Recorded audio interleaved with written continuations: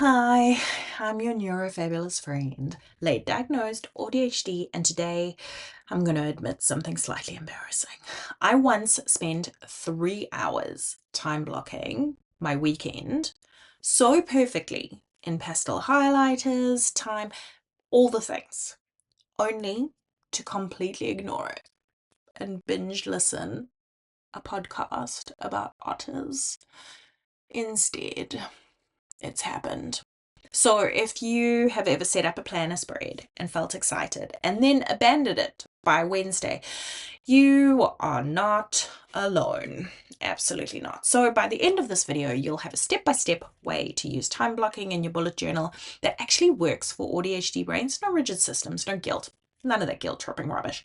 When things change, just flexible, brain-friendly method that helps reduce overwhelm. Battle the time blindness, we'll talk about that today, and make life feel a little bit more organized. So before we get started, it would be a really good idea to download the freebie below. I actually have a time blocking page that you could just go click the link, download it. It includes a flexible time blocking layout, and it's completely free. So like, why not? What do you have to lose?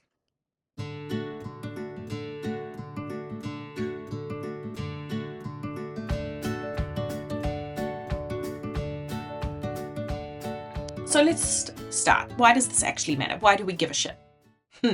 Research shows that ADHD and autism often come with executive dysfunction struggles. That means with planning, prioritizing, and estimating time, according to Barkley 2012.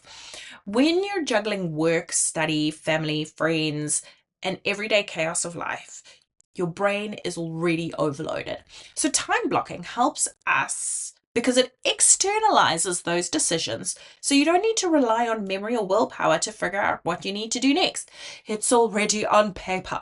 So when I first started working as a manager, I would spend hours like firefighting emails or calls or urgent tasks, but the important long-term projects kind of kept sliding or slipping away from me.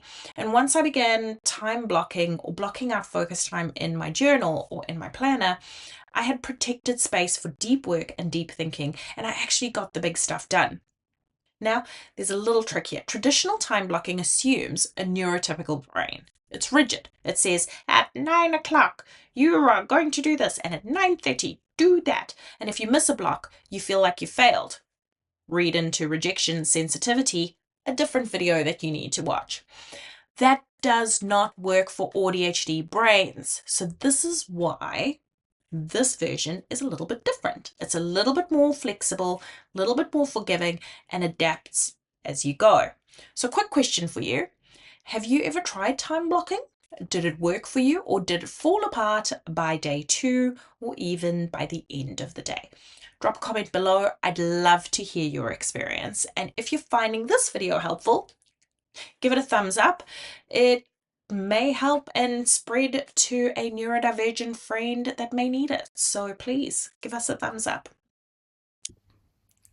Too overwhelmed to ask, but please subscribe.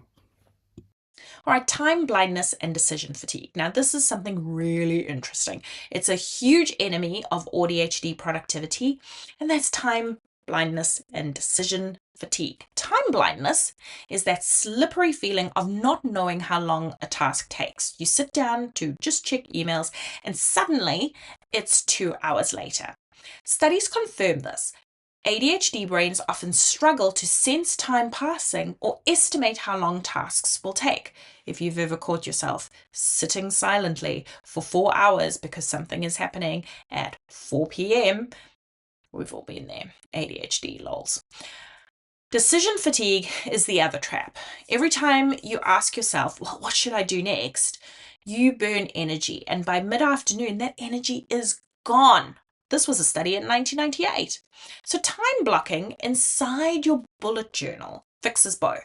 You see time visually, so boxes, colors, blocks that show you what matter, and you've already pre-decided what to do. So you're not relying on depleted willpower to tell you how to do your job. So On days when I have back-to-back meetings, I block out recovery space in my bullet journal. So if I don't end up working late into the night. Or with blocks in place, I can honor my limits and avoid the burnout. And it's important to stick to them. I know sometimes it can be hard. So if this is resonating with you, please don't forget to subscribe. Every Saturday, I share strategies for neurodivergent brains, and together we're building a community that values flexibility and honesty and support, and it would be great if you come along with me on that journey. Dear journal, I did too many things and now I need a nap. So let's get practical. Here are 4 tools I use in my time blocking journal to get me through really intense times or really intense days. The Eisenhower Matrix, which I will show you here. Divide your tasks into 4 quadrants: urgent and important, important but not urgent, urgent but not important, and not urgent or important. This keeps me from wasting energy on low value busy work. But it's also important to make sure that our blocks of time are flexible instead of rigid hours. So instead of scheduling down to the half hour, I use broad blocks like morning focus, afternoon admin, evening rest.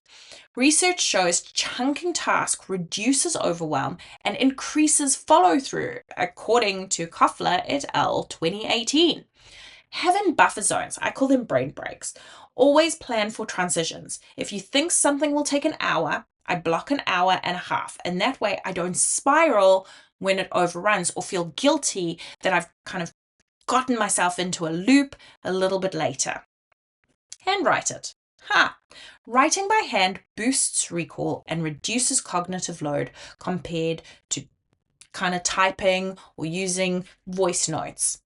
This is according to Muller and Oppenheimer in 2014.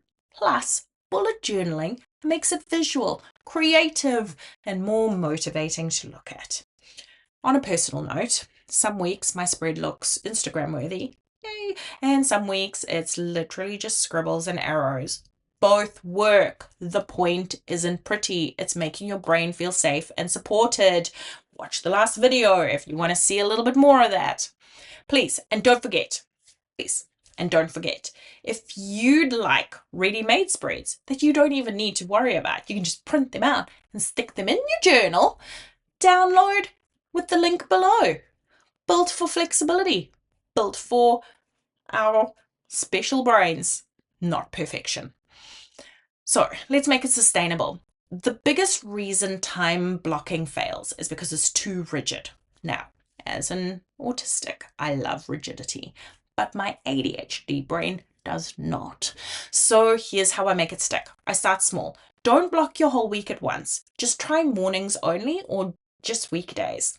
Include one kind of fun block. It could be a hyper-focused time, creativity, play, rest. This keeps your brain engaged instead of resisting. Now, for me, I block in brain breaks. And you know what I do during those brain breaks? Currently, which you will find out about in our next video, but currently I am researching Japan. So I will spend 5 to 10 minutes only researching Japan because it is a reward and that's okay. Reflect at the end of each day. Try and find some time to reflect.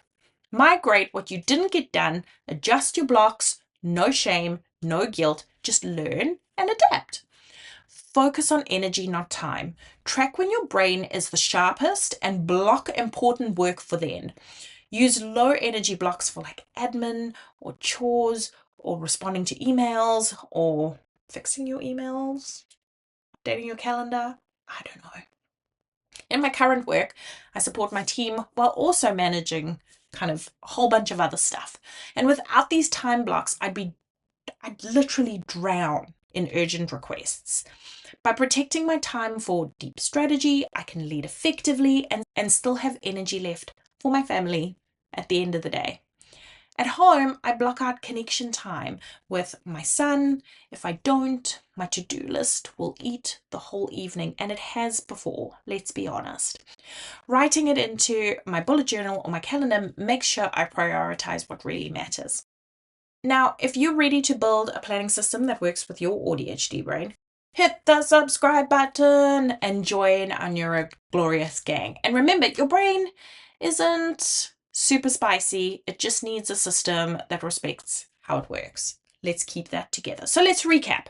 Time blocking helps because it supports executive function, reduces time blindness, and cuts down decision fatigue. Bullet journaling makes it flexible and forgiving, the opposite of rigid calendars. Use tools like the Eisenhower Matrix, broad blocks, buffer zones, and reflective journaling to help you. And start small. Keep it playful and design around your energy. The key takeaway is time blocking in a bullet journal isn't about controlling every minute. It's about creating enough structure that you feel calm and supported and free to focus on what really matters to you. So if planners have failed you before, maybe it wasn't you, maybe it was the system. Time blocking in a bullet journal adapted for ADHD could potentially give you the planning method that feels like it fits. So download the link below, it's free, literally what you have to lose. Hit the subscribe button, join the gang, and check out our next video, which is going to be on special interests in autism, #Nicola's story on Japan. Thanks for watching, friends. You've got this.